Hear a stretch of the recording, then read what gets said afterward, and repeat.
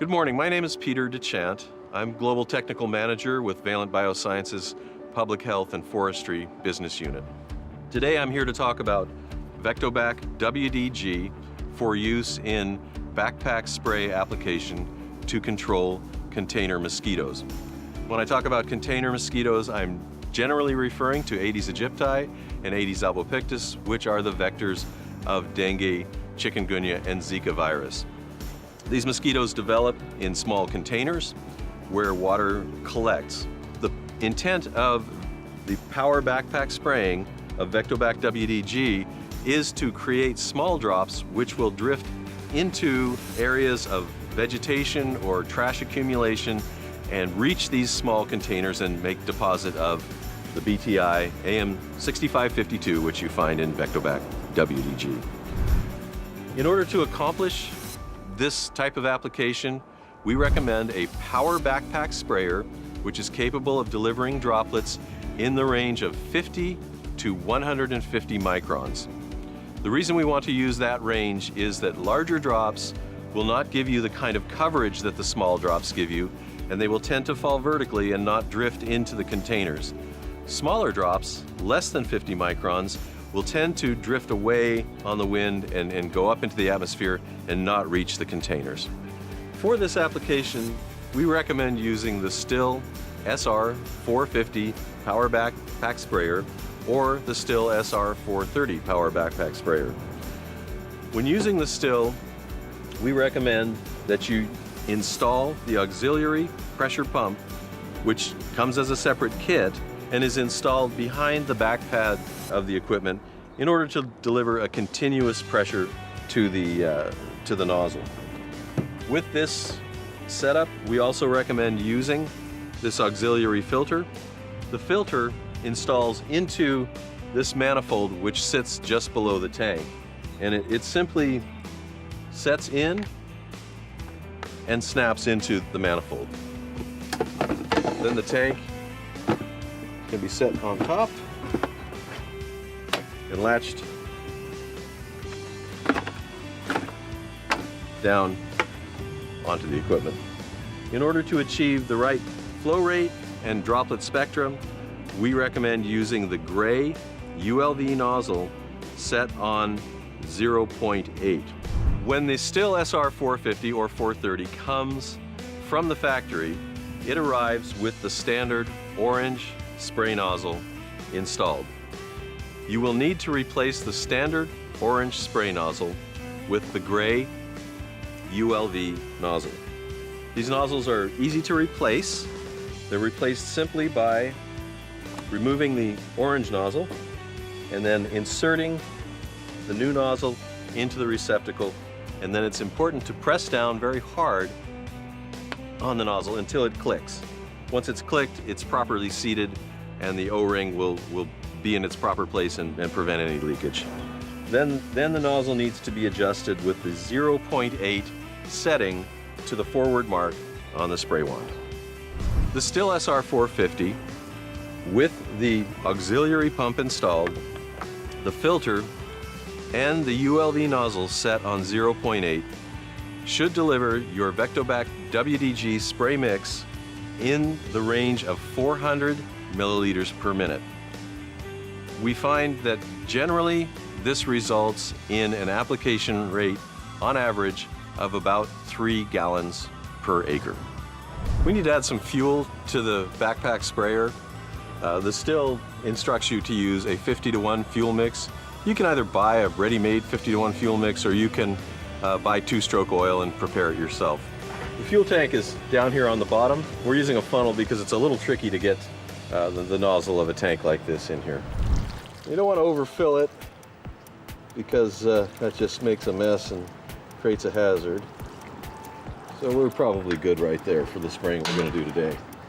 It's important when you set up the Stihl SR450 backpack to make sure that you have the tank positioned for liquid spray as opposed to granular spray. Now that's really not necessary with the SR430. So we remove the tank, and on the underside of the tank we can see that there is an opening like this. This opening needs to be positioned directly above the filter. not above the port, which is here for the granular type of application. So we want to have this opening matched up to this port. Position it.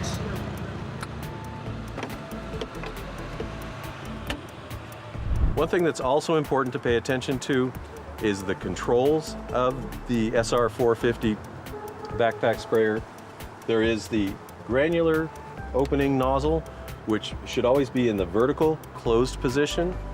There is the throttle, which whenever you're spraying should always be in the full on and locked position. And then your liquid flow is turned on and off by actuating this lever here with your thumb.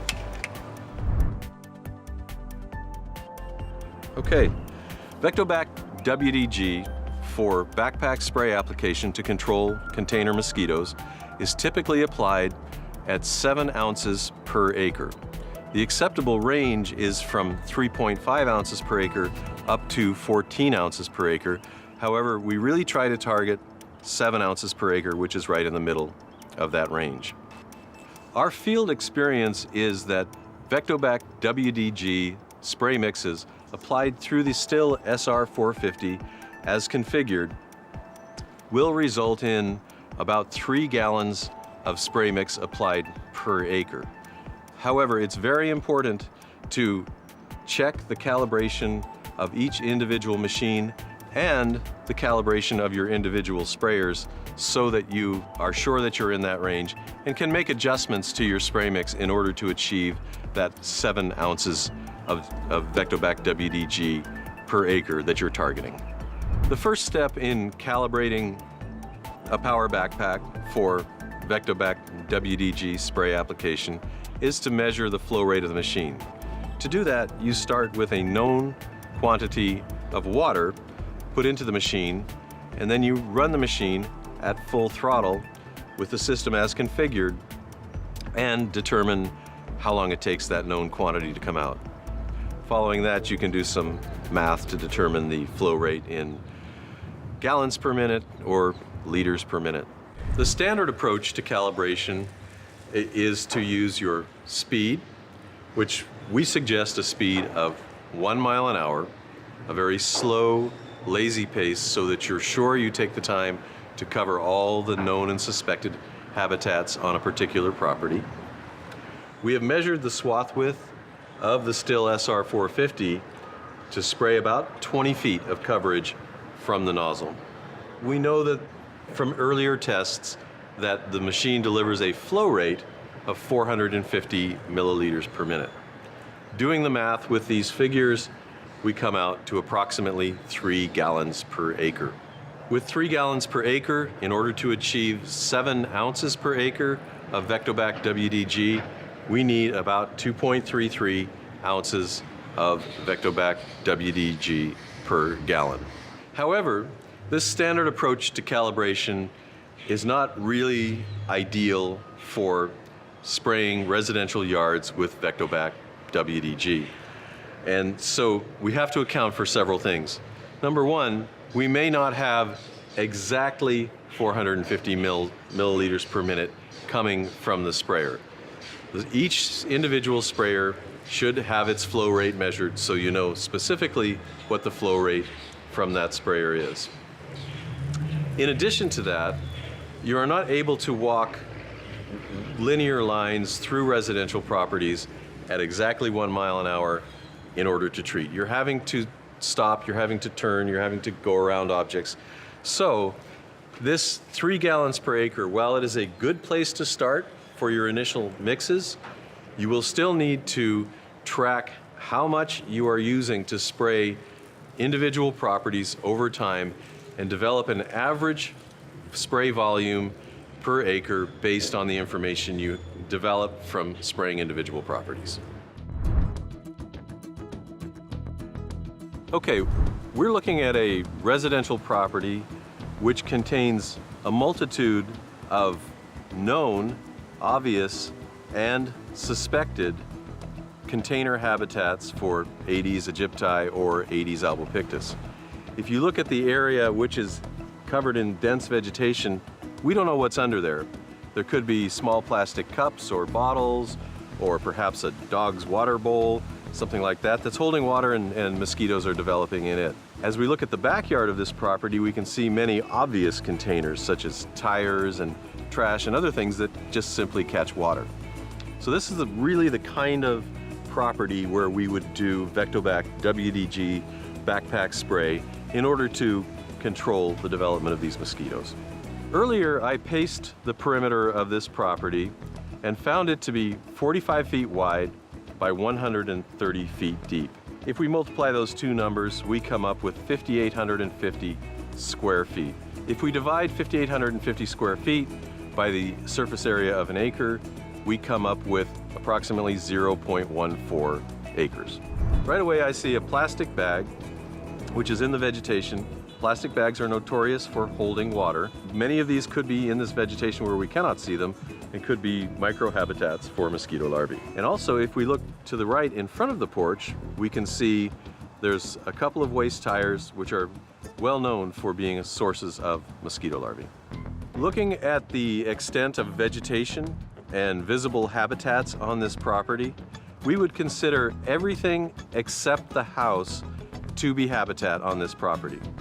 So looking at the size of the property and the size of the house, just a rough estimate would be that this is approximately 75% habitat.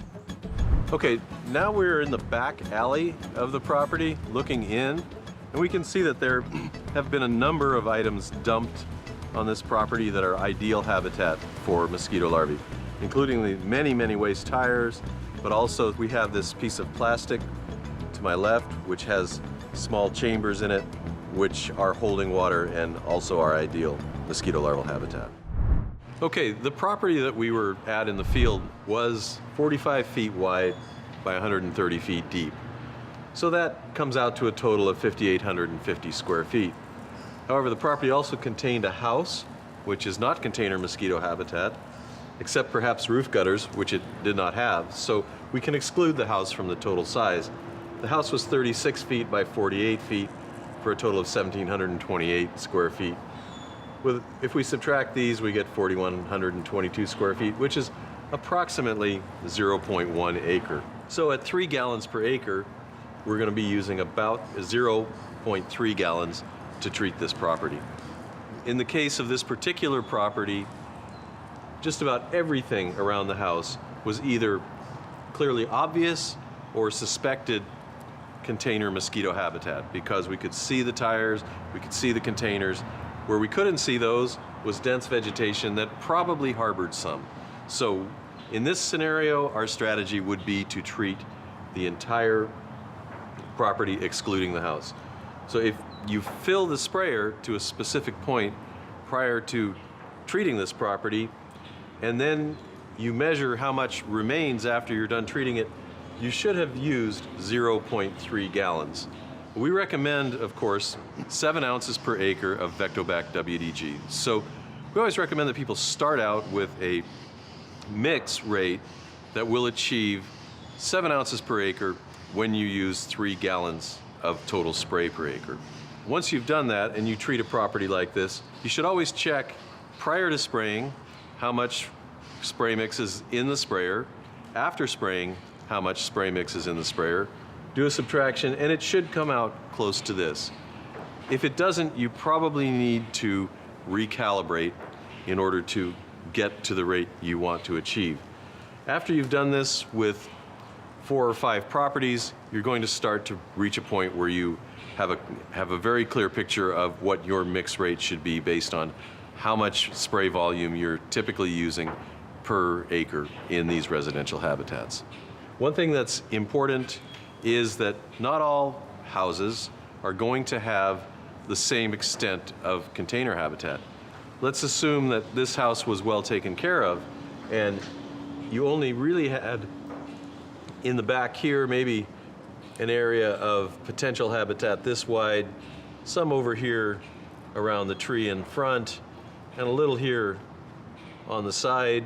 So you would not in that case have to treat the entire property. In that case, you would only target these areas of suspected habitat.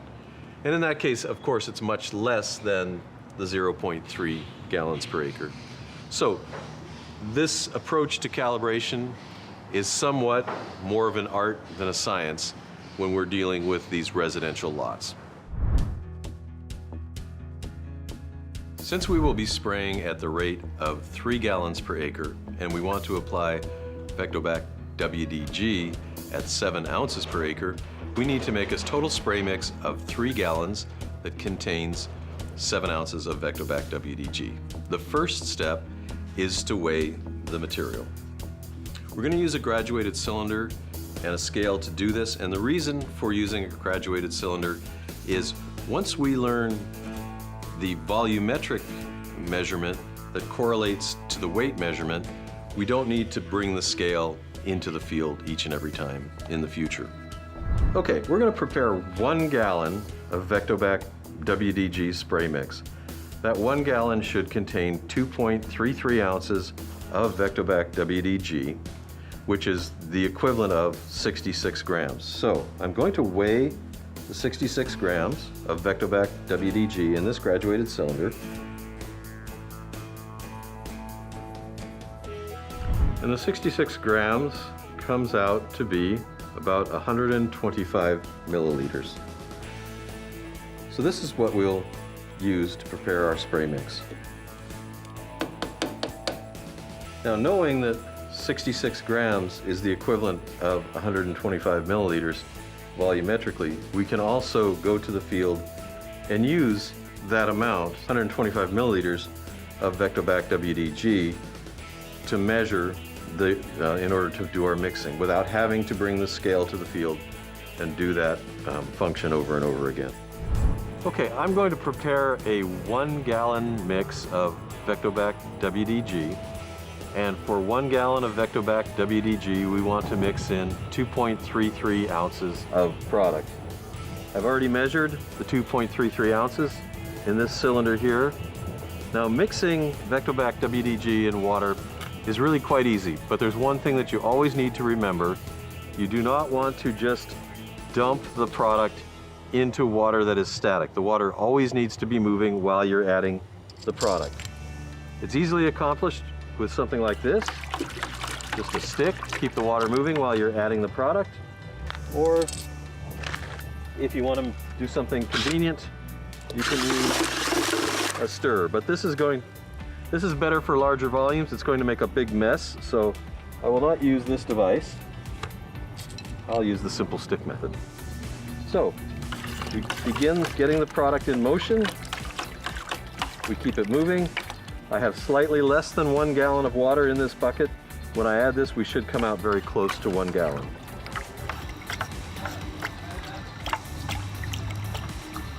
Now we've completed a very homogeneous mix of VectoBac WDG in water, and the total volume we've arrived at is almost exactly 1 gallon. You always want to prepare your VectoBac WDG spray mixes in a separate mixing vessel than the spray tank. This is because you need to agitate the mix. So we've prepared our VectoBac WDG spray mix in this 3 gallon bucket, and we've prepared 1 gallon of spray mix for the purpose of this treatment. So the sprayer has a built-in filter in the top, and we want to pour our spray mix in through that filter.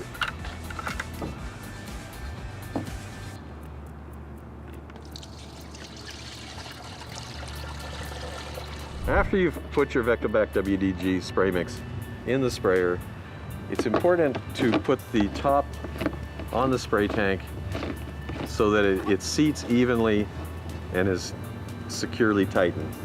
For 2 reasons. One, you don't want the material to slop out and spill on you. The other is that this gasket in the top will seal this and help the back pressure from the machine push the spray through the nozzle. Once the spray mix is in the tank, it can hold up for up to 72 hours, but you really do not want to mix more than you're going to use for any single spray job.